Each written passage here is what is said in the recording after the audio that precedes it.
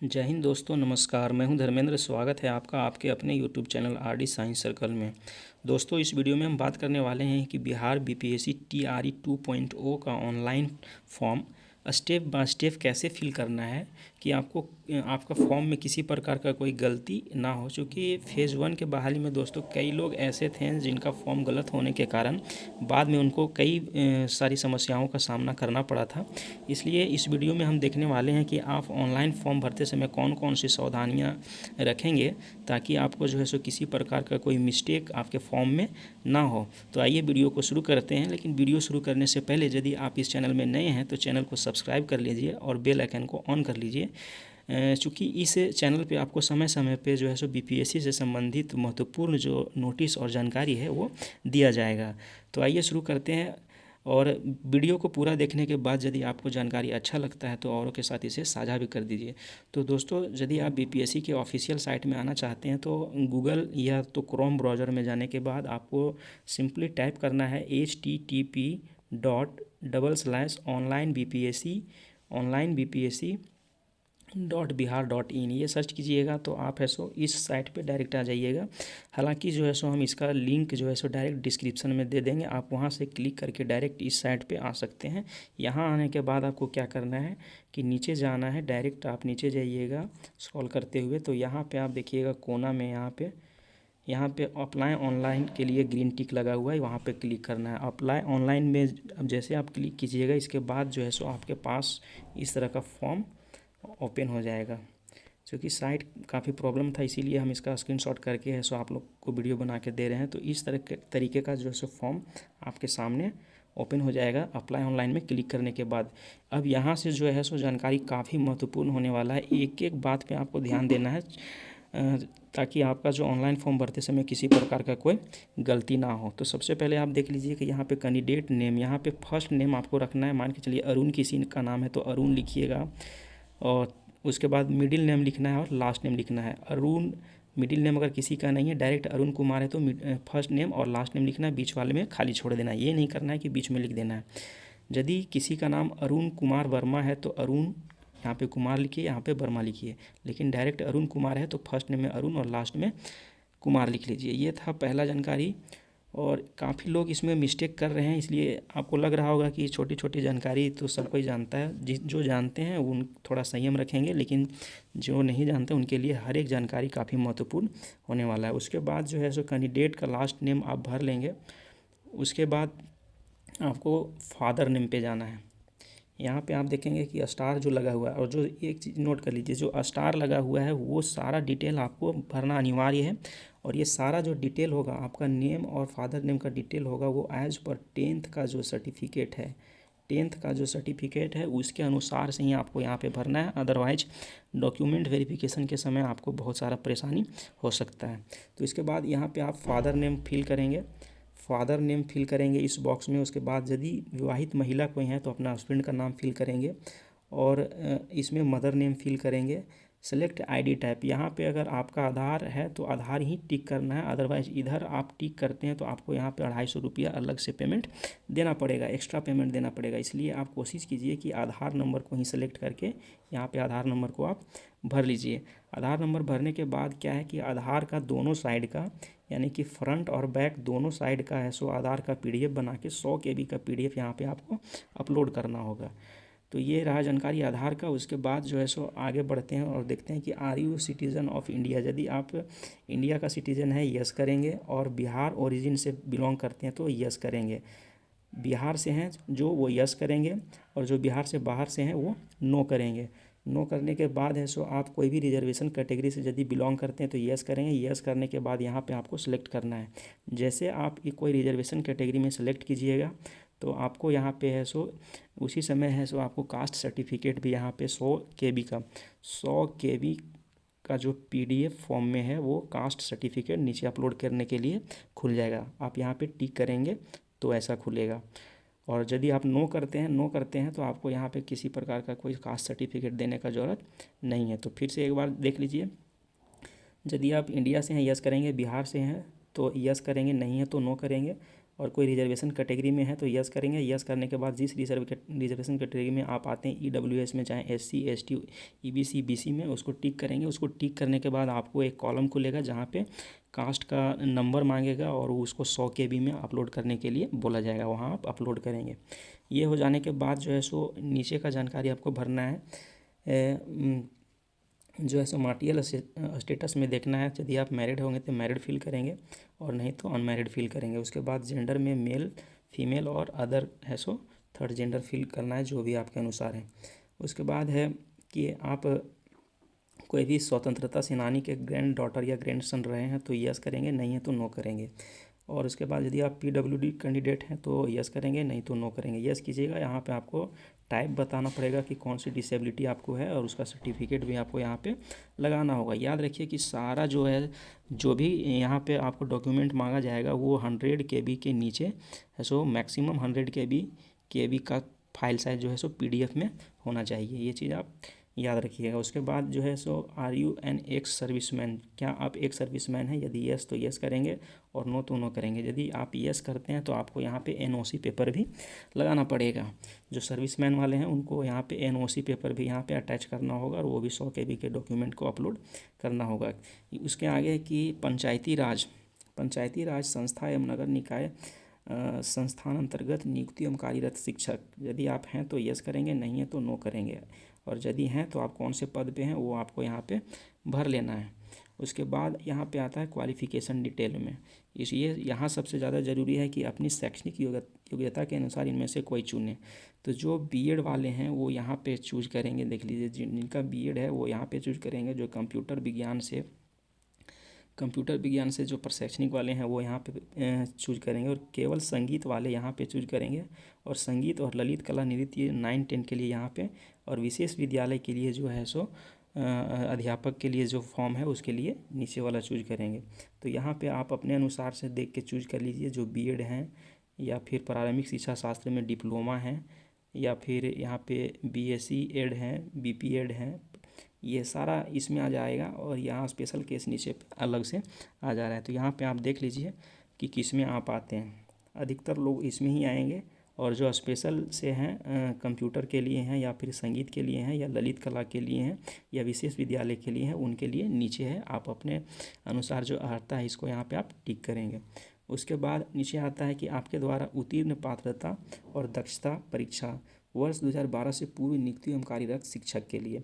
तो यहाँ पे आप जैसे देख लीजिए कि पात्रता को आप है सो टिक करेंगे। आपको यहाँ पे चूँकि जो है सो BPSC का फॉर्म में ये एक अनिवार्य योग्यता के रूप में ही रखा गया है कि आपको सी टेट जो है वो क्वालिफाइड होना चाहिए या फिर A स्टेट या B टेट क्वालिफाइड होना चाहिए। इसकी अलग अलग योग्यता है। तो यहाँ पे आपको जैसे देख लीजिए, केवल यदि आप दक्षता परीक्षा पास हैं यानी कि B टेट अगर पास है तो आप यहाँ पे टिक करेंगे। और यदि आप C टेट या A स्टेट पास हैं तो ऊपर वाला पे टिक करेंगे। जैसे ही वहाँ पे आप टिक करेंगे आपके सामने यहाँ पे इस तरह से और खुल जाएगा। और यहाँ पे खुलेगा C TET paper 2 for 6 to 8 के लिए। यदि आप 6 to 8 के लिए अप्लाई करेंगे तो इस पर आपको टिक करना है। और यदि आप Bihar TET paper 1 9th 10th के लिए क्वालिफाई हैं और यहाँ पे 3 आपको दिख रहा होगा, 3 कॉलम यहाँ पे आपको दिख रहा होगा, तो यहाँ पे आपको ज़्यादा ध्यान ये देना है कि यदि आप यहाँ पे अपना सब्जेक्ट ग्रुप को देख लीजिएगा कि 4 years एज एक्सेम्पशन, मतलब कि 4 साल का जो है सो आयु में रिलैक्सेशन मिल रहा है। किसके लिए? इंग्लिश के लिए, साइंस के लिए, मैथ के लिए, सोशल साइंस के लिए और संस्कृत उर्दू के लिए। तो इन सभी सब्जेक्ट में जो भी आते होंगे वो यहाँ पे टिक करेंगे। इसके अलावा जो A स्टेट पेपर 1 में जिनका है सो Arabic, Persian, Bengali, physical education या मैथिली रहा होगा वो इसमें टिक करेंगे। और जो इन दोनों में भी जो नहीं आएंगे वो अदर को टिक करके आगे बढ़ेंगे। तो ये था paper A state paper 1 qualified अभ्यर्थी के लिए जो 9th 10th शिक्षक के लिए अप्लाई करेंगे। और ये 6 to 8 टीचर अप्लाई करेंगे, उनको C टेट पेपर 2 चाहिए। उसके बाद आगे बढ़ेंगे तो आप देखेंगे कि बिहार A स्टेट पेपर 2, ये जो है इसमें भी 3 कॉलम आपको दिख रहा होगा। तीनों में क्या है कि आप यहाँ पे देख लीजिए, इसमें भी 4 साल का जो है एज में छूट है। लेकिन आपको देखना है आपका सब्जेक्ट कि किस सब्जेक्ट से आप A स्टेट पेपर 2 क्वालिफाइड हैं, वो कौन सा ग्रुप में है। यदि आप zoology, botany, chemistry, math, physics, English या मैथिली से यदि आप A स्टेट पेपर 2 पास हैं तो आप फर्स्ट को टिक करेंगे। और यदि आप यहाँ पे geography, history, home science, philosophy, political science, economics, psychology, sociology, Arabic, Bengali, Bhojpuri, Hindi, Magahi, Pali, Persian, और उसके बाद प्रकृत और संस्कृत, उर्दू से यदि आप पास स्टेट पेपर 2 पास हैं तो सेकंड में टिक करेंगे। और इन दोनों, फर्स्ट में भी आपका सब्जेक्ट नहीं आ रहा है, सेकंड में भी आपका सब्जेक्ट नहीं आ रहा है, तो आप अदर को टिक करके आगे जा सकते हैं। उसके बाद जो है सो इन यहाँ पे करना है इंटर स्टेट पेपर 2 दस्ता, जैसे जिसको आप टिक करेंगे, यहाँ पे आप देख लीजिए कि ये टिक इसलिए किया हुआ है, ये टिक किया हुआ है कि यहाँ पे देखिए कि पेपर 2 में टिक किया हुआ, इसीलिए यहाँ पे क्या बोल रहा है कि इंटर बिहार स्टेट पेपर 2 दस्ता परीक्षा उच्च माध्यमिक वर्ग 11-12 के अध्यापक के लिए डिटेल। तो आप जिस पे टिक करेंगे उसका सर्टिफिकेट नंबर और इशू डेट यहाँ पे आपको फिल करना होगा, और फिर उसका जो है सो सर्टिफिकेट है उसका 100 KB में इसका PDF भी यहाँ पे आपको अपलोड करना होगा। तो आप एक काम कर लीजिए कि जितना भी इस वीडियो में आपको हम जितना भी सारा डॉक्यूमेंट बता रहे हैं उस सारे डॉक्यूमेंट का 100 KB में PDF आप बना के पहले रख लीजिए। जैसे आधार कार्ड का, आपका कास्ट का सर्टिफिकेट हो गया, फिर यदि आप नौकरी में हैं तो NOC पेपर, या फिर जो जो ऊपर हम बताएं सारा का 100 KB में आप रख लीजिए। उसके बाद है सो फॉर्म को भरना शुरू कीजिए। अदरवाइज है सो फॉर्म को जैसे आप बैक जाइएगा यहाँ पे नहीं होगा। और फॉर्म भरते समय आप कोशिश कीजिए कि जो आपका चैच मेमोरी है उसको पूरा क्लियर कर लीजिए, और सिर्फ BPSC का साइट आपके सिस्टम में खुला हुआ होना चाहिए, तो आपको फॉर्म भरने में किसी प्रकार का कोई दिक्कत नहीं होगा। तो यहाँ पे आप जिसको चूज करेंगे, यहाँ सबसे ज़्यादा समस्या है, ये चीज़ देख लीजिए, जो 6 to 8 में भरेंगे वो सीटेट पेपर 2 को टिक करेंगे। जो 9th 10th के लिए अप्लाई कर रहे हैं वो स्टेट पेपर 1 में आप देख लेंगे कि कौन सब्जेक्ट ग्रुप में आ रहे हैं, वहाँ पे टिक करेंगे। और जो 11th 12th के लिए अप्लाई कर रहे हैं वो स्टेट पेपर 2 में करेंगे, और इसमें भी देख लेंगे कि आपका सब्जेक्ट कौन से ग्रुप में आ रहा है, और जिसका टिक करेंगे उसका है सो certificate number, date of issue, और यहाँ पे उसका सर्टिफिकेट अपलोड करना है। उसके बाद है सो इसमें से किसी विद्यालय की अनिवार्य अर्हता रखते हैं, तो किस विद्यालय के लिए आप अप्लाई करना चाहते हैं। तो यहाँ पे देखिए कि जो है सो एक विशेष विद्यालय के लिए, और इसमें जो वैकेंसी आया हुआ है वो शिक्षा विभाग की तरफ से आया हुआ है और कल्याण विभाग की तरफ से आया हुआ है। तो शिक्षा विभाग में सबसे ज़्यादा वैकेंसी है और कल्याण विभाग में कुछ कम वैकेंसी है। तो आप अर्हता इसमें अलग अलग है, सो एलिजिबिलिटी क्राइटेरिया है। तो आप यदि ये आपको एलिजिबिलिटी वाला नहीं पता है तो आप कमेंट में कर सकते हैं, उसके लिए भी हम सेपरेट वीडियो आपको बना देंगे। लेकिन आप जिस पे रखते हैं उसमें आप टिक करेंगे। जैसे यदि आप शिक्षा विभाग के रिक्ति के लिए अर्हता रखते हैं तो आप इसमें टिक करेंगे, और इसमें आपको लैंग्वेज यहाँ पे 3 मिलेगा। यहाँ पे जैसे हिंदी मिलेगा, और एक उर्दू मिलेगा, और एक शायद बांग्ला या कुछ है, इस तरह का लैंग्वेज आपको रखना है। तो यहाँ से आप हिंदी चूज कर लीजिएगा, या जो जिस लैंग्वेज में आप है सो लैंग्वेज की परीक्षा इसमें आपको 30 नंबर का बोला गया है कि 22 नंबर लैंग्वेज हिंदी का और 8 नंबर इंग्लिश का आपको पूछा जाएगा, 30 नंबर एक साथ मिला के। तो आप जिस लैंग्वेज का एग्ज़ाम देना चाहेंगे उसी को यहाँ पे आप सेलेक्ट करेंगे। उसके बाद यहाँ पे उसके आगे डेट ऑफ बर्थ को सिलेक्ट करेंगे। उसके बाद एड्रेस में जो भी है आपका देख लीजिए, एड्रेस लेन 1 लेन 2 में आप यहाँ से जैसे ऐट डालिएगा, पोस्ट डालिएगा, PS डालिएगा, उसके बाद स्टेट डालिएगा, डिस्ट्रिक्ट डालिएगा, पिन कोड डालिएगा, ये सारा हो जाएगा। उसके बाद परमानेंट एड्रेस में भी अगर सेम है तो सेम फिल कर लीजिएगा। उसके बाद यहाँ पे कि require any essential criteria for this post as mention the advertisement for detail please read the advertisement number carefully. तो यहाँ पे सभी जैसे कि जितना भी है यहाँ पे देखिए लिखा हुआ कि have you required essential qualification और criteria for this post as mentioned in the advertisement for detail please read the advertisement carefully. तो जिस पोस्ट के लिए आप अप्लाई कर रहे हैं उसका सभी जो योग्यता है, जो एलिजिबिलिटी क्राइटेरिया है वो आपके पास है कि नहीं। तो जैसे देखिए आप फॉर्म भर रहे हैं तो ये एकदम जाहिर सी बात है कि आपके पास होगा ही, तो आप यस टिक करेंगे, और नहीं है तो आप फॉर्म भर ही नहीं सकते हैं। जैसे नो कीजिएगा आप फॉर्म नहीं भर सकते हैं। तो ये आपके पास अर्हता होना अनिवार्य है। उसके बाद यहाँ अंतिम में क्या करना है कि आपके पास एक अपना वैलिड ईमेल आईडी और मोबाइल नंबर आपका अपना होना चाहिए, और ये है सो नियुक्ति मिलने तक है सो आपको ईमेल आईडी और फ़ोन नंबर को रखना अनिवार्य है। तो यहाँ पे आप ईमेल नंबर डालिएगा, इसमें ईमेल नंबर इसमें डालिएगा, कंफर्म ईमेल कीजिएगा, मोबाइल नंबर डालिएगा। उसके बाद गेट मोबाइल OTP, जैसे इस पर क्लिक कीजिए, इस पर क्लिक करना है, मोबाइल नंबर डालने के गेट OTP करना है, OTP आएगा, उसको OTP को एंटर करना है।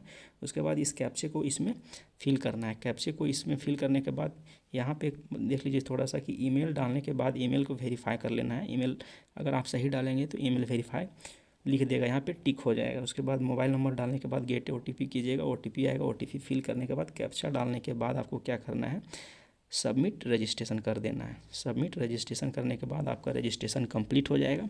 अब चूँकि दोस्तों देख लीजिए कि 5 से जो है सो 14 तारीख तक रजिस्ट्रेशन के लिए डेट दिया गया है। 5 नवंबर से 14 नवंबर तक रजिस्ट्रेशन के लिए डेट दिया गया है। तो ये 10 नवंबर से फॉर्म खुलेगा। तो अभी ये यहाँ तक का जानकारी आपका रजिस्ट्रेशन हो जाएगा। उसके बाद आपको मोबाइल नंबर में आपका जो है सो रजिस्ट्रेशन नंबर और पासवर्ड आपको भेज दिया जाएगा, उसको आप सुरक्षित रखेंगे। इसके बाद क्या करना होगा, फिर से उसी साइट पे जाने के बाद यहाँ रजिस्ट्रेशन जैसे आपका कंप्लीट हो जाएगा, सारा कुछ मिल जाएगा, रजिस्ट्रेशन नंबर और पासवर्ड मिल जाएगा।